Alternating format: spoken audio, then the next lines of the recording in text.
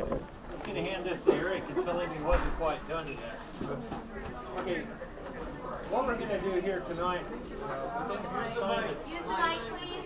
Oh, I don't speak loud. Okay, what we're going to do tonight is, can you hear me now? Yeah. Is that better? Try the top one. You have to get really close to it so it'll work. Okay, is this working now? Yeah. Okay, what we're going to do tonight is talk about lop ears and the crown comparison. Let's start with just a breakdown of the crown. If you look at the sheet of paper here, hollow lop has 8 points on ears, 10 points on crown, so it has 18 points in that area.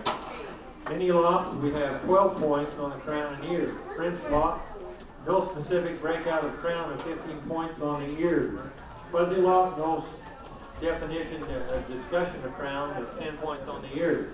Reason for this is the mini lop, the fuzzy lops used to not want you to call anything, they didn't want anything to do with the crown. They changed their verbiage of their standards, so now they have a crown. English lops, of course, do not have a crown. They have an ear base. You have to have that wide ear base in order to handle that great big ear and the ear opening. So the wider they are from side to side on that ear base, the better the ear will hang out, and the more full and broad the head will look.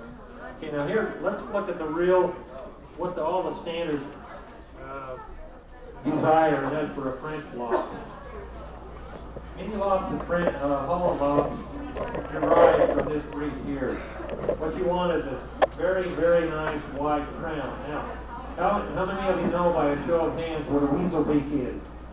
Narrow headed rabbit. It's like putting a lop ear on a New Zealand, okay?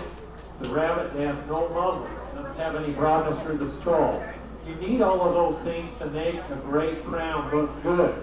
Because if you had this poor little rabbit had a weasel beak like this, he would look horrible. It wouldn't balance out. His crown wouldn't balance. So what you want is a side-to-side crown, very, very nicely presented here. He's got a nice side-to-side profile. He's got a nice, as well as a nice wide ear opening. Now, I'm going to make this rabbit have folded ears. What have I done here? Anybody know what's happened to the ear when it's like this? You see, a lot of people blame this on folded ears, thin ears. What is it? What's the real problem? The crown's turning off. Okay, the ear opening. Right here at the ear opening is narrow. See, I narrowed it off right there. How many of the lop-eared rabbits have you seen with belled ears? They go narrow, then they go wide, all the way down. It's like a Liberty Bell. That is not correct. You want that ear opening to go all the way down, all the way open, all the way full. Because the wider that is, the better the ear will hang. Perfect position for this. The ear is right at the corner of the eye. This rabbit's sweeping his ears back a little bit now. Has a little bit of narrowness from side to side on the top portion of the crown. Oh, now, does anybody realize that this isn't just fur? Okay, yeah, it's cartilage. The crown is made of cartilage. You can actually feel that cartilage right here. He's got a nice wide cartilage base this way, and from front to back. He also has good width of crown from front to back. He doesn't have a little bitty narrow crown this wide from front to back. He's got a real nice wide crown from side to side. Let's get the mini lop out. Talk about them for a minute. Okay, you want a good thick ear as well. Nice full wide. Just ones you don't want to breed rabbits. Grab more people than plenty of giants. In a survey, actually mini lops find more people than any other breed of rabbit. Interesting. True. Look back through your digest and you'll find that they actually run that survey like 3 or 4 times. I know, I can tell you from experience, you gotta be careful.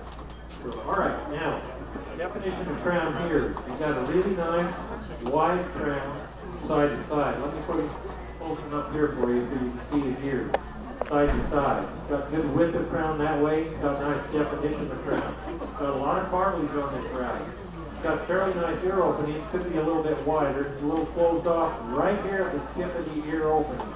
It has good shape and substance to the ear, although if we widen out that ear opening, just like we had on our French lock, it would make him look fuller and broader. You want that ear to hang right at the corner of the eye. Close as you can to the corner back of the eye. This one has good position of crown. Now you hear a lot about crowns being slipped. What does that mean? The crown slipped back towards the neck. Right here, back into the neck.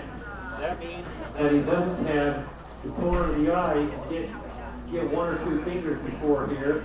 The crown is slipped all the way back. Turn to the very last page of your handout here, and you'll see 4 different. Yeah, I know. That ain't better. Okay, you have 4 pictures of crowns here. The top picture on your left, very good placement of crown. One right below that, see what I'm talking about? A narrow slit crown. All the ears are swept back like that, and the crown's sitting almost on the neck. The one below that, the crown is way, way back, and he has a folded ear.